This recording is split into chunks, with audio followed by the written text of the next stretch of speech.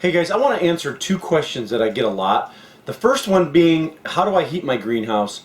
And the second one is, how much does it cost to heat it?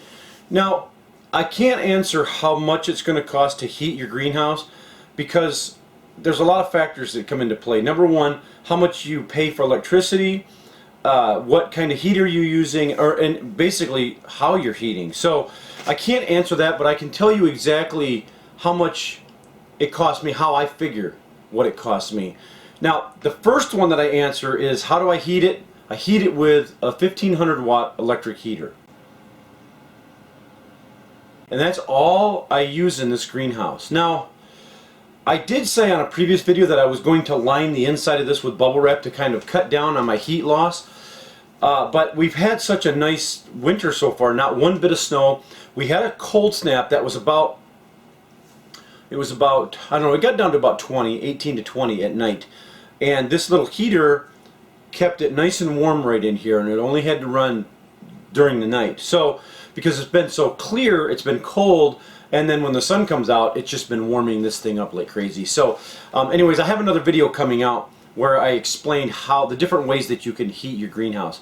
And anyways, I was going to line this with bubble wrap, and I thought, why do it? Because if I line it with bubble wrap, number one, you have to go through the pain of putting it on, then you got to go through the pain of taking it off. And so, if you're having a mild winter, I wouldn't worry about it. Now, you don't want to have to put the bubble wrap on when it starts getting cold and just rush out and get it all up and whatnot, but I don't put it on unless I have to. So anyways, I've got it all buttoned up. It's nice and tight, and it works just well. You can see in here with my little heater, it's 48 degrees in here, and I basically have some overwintering bushes and trees, and I've got some lettuces and stuff like that. It doesn't need lots of heat, so I have the heater turned way down to almost to its lowest setting. So I will crank it up a little bit at night because it'll help take care of the moisture that I get in here at night. Okay, so now I've got it written down on a piece of paper because I can't remember numbers in my head as much as I used to.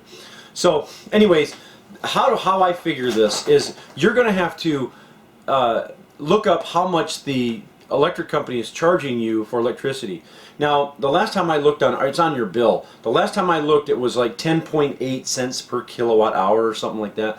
Basically, that's 10.8 cents for every 1,000 watts of electricity I use.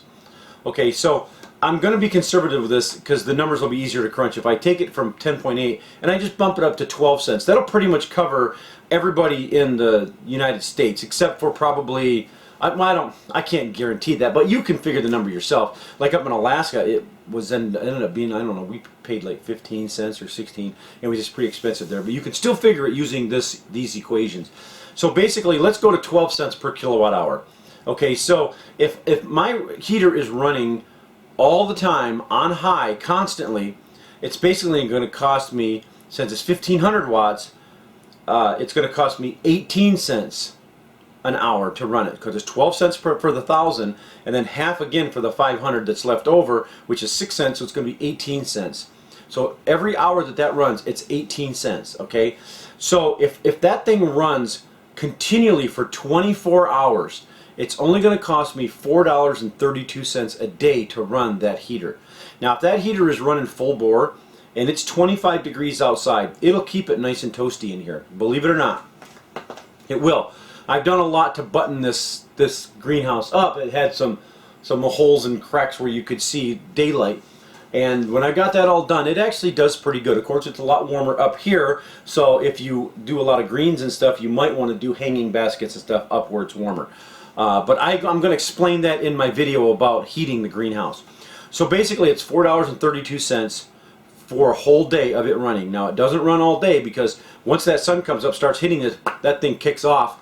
It doesn't run until the sun starts to go down.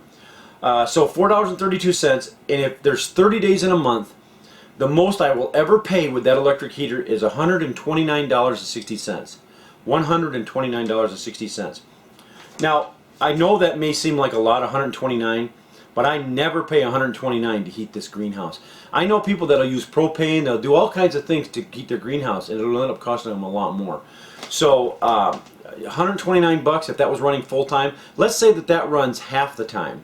That's 60 bucks a month to completely run this greenhouse. Now, I've got a 10 by 12. It's unbelievable the amount of vegetables that I can grow in this greenhouse. I mean, 10 foot, that's 120 square feet. You can grow a lot of stuff in here. So if I'm figuring $60 a month for electricity, to me that's nothing. I know people may say, well, the cost of groceries, it would be cheaper. It really isn't. I mean, and even then, therapy is a lot more expensive during the winter when you start.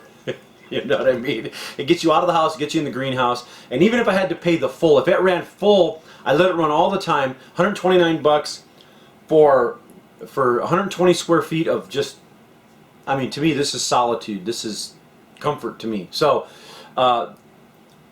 it's worth it to me. But I never pay that. I'm guessing that my heater probably runs about a third of that.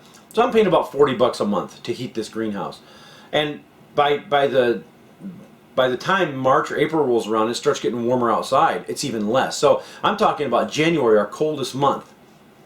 So it's and considering the amount of stuff that I have in here, well, right now I've just got some greens and stuff that can take the cold, so I've got it turned way down. So I'm probably spending even half that again. So anyways, that's a big question that I get. How do I heat it, and how much does it cost me? It's this little heater over here on the floor, and it's just a little electric heater, and that's all I use, and it doesn't cost me a lot to heat this place. So, but then again, I live in zone, they say 7B. It's all up and down the scale. Some say 7, some say 8B, or what. You never know. I'm just guessing. I'm in the middle, and the coldest it gets here, it's been down to like 10 degrees, 8 degrees. That's the coldest I've ever seen it here, was 8 degrees, and that was last year.